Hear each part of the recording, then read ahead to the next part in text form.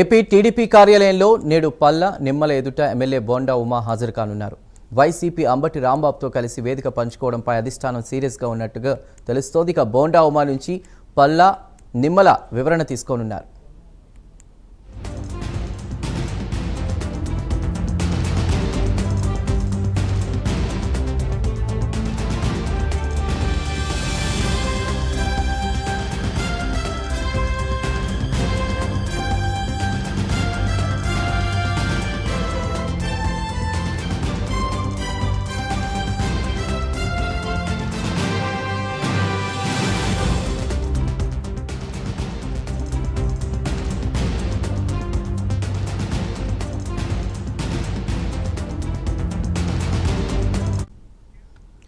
AP TDP కార్యాలయంలో నేడు పల్లా నిమ్మల ఎదుట ఎమ్మెల్యే బోండా ఉమా హాజరు కానున్నారు. వైసీపీ అంబటి రాంబాబుతో కలిసి వేదిక పంచుకోవడంపై అధిష్టానం సీరియస్గా ఉన్నట్టు తెలుస్తోంది. ఇక బోండా ఉమా నుంచి పల్లా నిమ్మల వివరణ తీసుకోనున్నట్టు తెలుస్తోంది. పూర్తి సమాచారాన్ని మా ప్రతినిధి శ్రీహరి అందిస్తారు.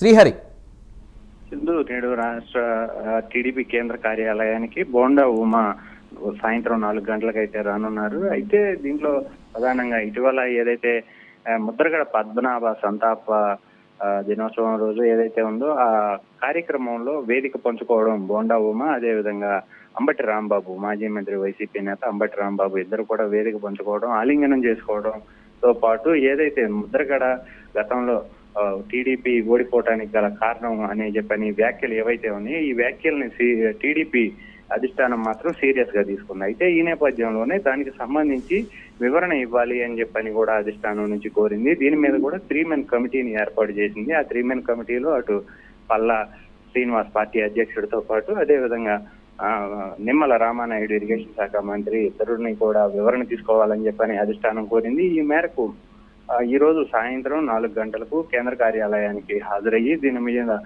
పూర్తి వివరణ అయితే ఆయన ఇవ్వనున్నారు. అంటే ఏం జరిగింది ఆ రోజు, ఎందుకు మాట్లాడాల్సి వచ్చింది, మాట్లాడడానికి గల కారణాలు ఏంటి, దాని వెనక ఏమైనా ఉందా రాజకీయంగా అనే దానిపైన పూర్తి వివరణ అయితే ఆయన ఇవ్వనున్నారు. Chandu, right, thank you Srihari.